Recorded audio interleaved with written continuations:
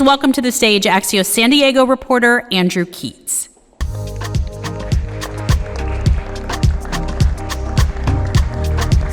Hello. I'm Andrew Keatts with Axios San Diego. If anybody ever finds themselves in San Diego for work or anything and you want to subscribe to our newsletter, that's at axios.com/local/San Diego. But without further ado, I want to introduce our final guest this evening. That's Long Beach Mayor Rex Richardson.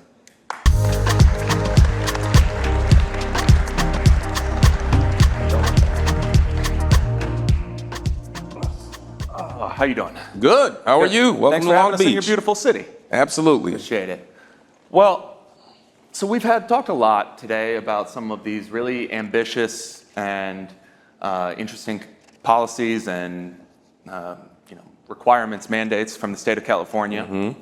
And I've covered municipalities all over Southern California, and those requirements are difficult for all of them. But I don't know that any of them really sit in the position that your city does. That's right.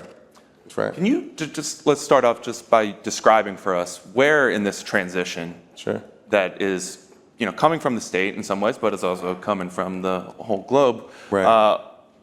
What types of pressure does that put on the city of Long Beach? Well, to know a little bit about the city of Long Beach, we're a big city. By population, we're around the same size as Atlanta. We're larger than St. Louis, Miami, New Orleans. But we're in a massive region with 6 counties, 191 cities, 19 million people, right? Mm-hmm. And we are, a little bit of our history, 100 years ago, we were the fastest growing city in America because of an oil boom. We were a city, if anyone ever seen There Will Be Blood with Daniel Day-Lewis, is one of my favorites, right? A geyser would pop up of oil and the whole town would grow. Well, that was Long Beach 100 years ago. And that's why this year we celebrate 100 years since our airport and our first bank and our first hotel, because we were growing. Well, here we are 100 years later, and you see the opposite happening. We're a city that recognizes and acknowledges that oil is a part of our past, but it's not a part of our future. And for the last century, we've balanced our budget, we've hired police officers, firefighters, build out our coastline based on oil proceeds, and it's no longer a sustainable way for us to fund our services and our infrastructure moving forward. And so we find ourselves at an inflection point where we need to grow a more sustainable future, a more sustainable economy that's not dependent on fossil fuels. So as much as the state action is driving this transition, it's local action as well that's driving this transition by investing in more climate-friendly and sustainable revenue sources for our city. And so where we are today, we were one of the first cities in California with an adopted climate action plan. Our transition to sort of end our production of oil was actually 10 years ahead of what the state originally proposed. And now we're in a place where we see that some of the services that we provide in our coastline, like lifeguards and all of those services, we're on course to transition some of those services off of oil revenue by 2030, and some services like public safety by 2029. And so this is a big transition for us. Mm-hmm. We also, many of our resources that we have, our port and all of those things, has really been driven by the need to have a strong economy. And the concept of the environment and the climate has always been an afterthought. Well, today that's changed. We no longer believe that environmental progress and economic progress have to be mutually exclusive. In fact, that's the pathway forward. That transition in our port, the transition in our climate is why we're one of the cleanest ports in the United States now, why we receive more federal funding than any port in the United States from the Biden-Harris administration, more funding from the Newsom administration than any port in California. It's because of our fidelity to the environment. And so we'll talk more about some of those projects as we get into the conversation. Yeah, I want to get into some of those projects, but entertain me for a little bit. It's not that hard to imagine a person in your position whose budget has as much riding on fossil fuel to, instead of saying, here are the opportunities for us to transition, here are the different ways that we can be innovative, to instead look for pressure points where they could undermine what the state is trying to do. Why not? Look, we agree that we need to move away from fossil fuels. The question is how? Everyone has an opinion, no one has a plan, is what we find. I came into office 18 months ago, and you've got pressure from the state and pressure from others to simply turn off the faucet.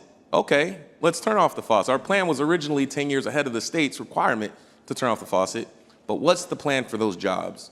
What is the plan for how we fund those services? I'll give you an example.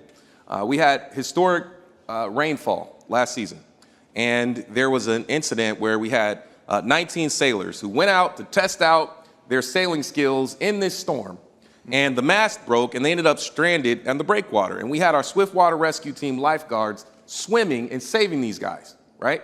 And we have more extreme weather events now than ever before due to the effects of climate change. But every one of those lifeguards is funded fully from oil. So while the oil revenue is going away, the demand for coastal protection and coastal service is increasing. So it's simply a math problem. Bill Clinton would say arithmetic, right? How do you solve that problem? So here's what we're doing. We're investing in fast-growing industries that generate revenue, that create job opportunities, and we're in a place, someone earlier said, we're really built out in these areas, so we have to be very selective about the companies that we bring to our city. We're not looking for more warehouses with $15, $20 an hour jobs. If we have space, we want advanced technology, advanced manufacturing. We want research and development. We want jobs where $45 an hour welding, building a satellite or a rocket in Long Beach can put someone from Long Beach City College into a job to support their future. That is the transition we're in the middle of. So that strategy is called Grow Long Beach. We're one of the fastest growing aerospace clusters in the United States. We are transitioning our port to decarbonization and electrification, which makes a whole lot of sense for us. When you take someone off of diesel and they plug in, number one, it cleans up the environment for communities in West Long Beach. But number two, we charge a tax on that electricity, and that becomes a clean revenue source to support those services. So those are a couple of the opportunities. The last one is pretty exciting. There's five, but the last one I'll mention is really arts, culture, and tourism. So Long Beach is on hand to be a major waterfront venue for LA 28. We are the largest venue city outside of the city of Los Angeles. This will be our third time hosting the Olympics, and we'll be hosting more events than we had in 1932 and 1984 combined. And so this is an opportunity for Long Beach to really come out of the shadow a bit and really double down on tourism. When people come into our city to stay at a hotel and eat at a restaurant, one of our incredible restaurants that we have in Long Beach, which I hope you go check some out while you're here, that creates ripple effects in terms of revenue in our city. And those dollars help provide the revenue we need to provide quality services. And so when we host the Olympics, we're doing things like making sure it's inclusive. We're the first city to pass an Olympics wage for hospitality workers. Right now it's at $23.50. It goes to $29.50 by the time the Olympics comes, so that the Olympics are inclusive of our local workforce. So you mentioned replacing revenues through the hospitality industry, but a city audit this year said that you're looking at about a $300 million hole over the next 10 years based on the decommissioning of the wells. To what extent do you expect and are delivering a message to the state that they have a responsibility to help make you whole in that? Well, we had this conversation with the governor, with the state, a little more than a year ago, and we said we're on board with this transition, and here are the things we need. And the governor came back, and the legislature came back and said, bring us a plan. And so we went back and we presented 6 concepts that are really revenue neutral to the state that allow us to get through this transition, think about the workforce, think about those revenues. And so we presented that most recently. And one of them included a bill that allowed that the decommission of wells and the transition of those wells is going to cost about $1.2 billion. And right now the state's setting aside about $2 million a month, $24 million a year. So it'll take us 30, 40 years just to get the funding to do transition that's being required in 5, right? And so we asked them to increase that amount. And we're proud that the governor last week signed the bill to increase the monthly set aside. We're grateful to our Senator, Lena Gonzalez, who picked up this bill and ran with it. There's more work that needs to be done, but I think the message is we're not afraid of this transition, but we have to be real about, there's a fly here. We have to be real about what the impacts are. These are real folks with real jobs. Our lifeguards, we're a coastal city. We have to provide lifeguards. And we may not fund it with oil anymore, but that means it puts more pressure on the general fund, which means you're going to have fewer park programs and libraries and after-school programs, right? And police officers and firefighters. So we have to grow our revenue in a way that is more sustainable. This November, for example, we conducted an audit and saw that utility users tax that we have in our city, we apply it to every company. Even the city's power plants pay this tax, but there were 2 power plants in the city that don't. Based on some handshake agreement, who knows when. We can't afford that level of corporate welfare anymore, and so we have a measure on the ballot to close that loophole. That generates $15 million a year, right? Now, when you add it all up, $15 a year over 10 years, $150 million. How much did you say that the whole was? $300 million. So there are things that we can do today to get ahead of it, right? Like, we have to be thinking about the future. If we do this right, we can take our general fund revenue off of fossil fuels, make our city more sustainable, and hand it to future generations in a stronger position than it was when we received it, and do the first thing for the first time, have our city services independent of oil revenue for about a century, first time in a century. So something that's going to have a role in that is these two major projects at the port, Arches, Pier Wind. I know people are very excited about those. Can you tell us a little bit about those and what sort of opportunities is that? So we're taking decarbonization and seeing it as the opportunity that it is. We have a number of proposals and projects in Long Beach that are going to create significant economic benefit to our region. One is called Pier Wind. California has a mandate, has a required, or a goal rather, to generate a certain amount of its power through wind. And so we have a deep water port, a major port. We have a proposal to manufacture and assemble these offshore turbines here and deploy them off the West Coast. The projections say that this can create 8,000 to 10,000 union jobs. That's to the same scale as when Long Beach was home to the Naval Shipyard. Those are big ideas. There's a bond on the ballot this year that invests $400 million to make that a reality that the legislature put forward. And so we stand to benefit from that standpoint. And then there's hydrogen. When you think about Long Beach as the largest, one of the, like number 2, and the cleanest port in the United States, we have a role on the global stage to make sure that the supply chain is decarbonized and clean. And so, when I'm in Copenhagen or in Geneva talking with the owners of the shipping lines, they're asking the question, how do we take these container vessels and move them to alternative fuels? Well, hydrogen, ammonia, other things, alternative to diesel, have to be a part of that conversation. And so we have to talk about building the infrastructure here. So Arches builds an entire new ecosystem, and we were proud to receive $1.3 billion from the Biden-Harris administration to build a new hydrogen hub ecosystem, everything from manufacturing, distribution, all of this ecosystem to create an alternative for trucks and for the entire ecosystem of goods movement that we need. We need an alternative while we transition to electrification. Yeah, and so what is the city's role when you're doing that? The ports, it's its own entity. What is your job here? Well, all of this pressure on the climate, this creates innovation, right?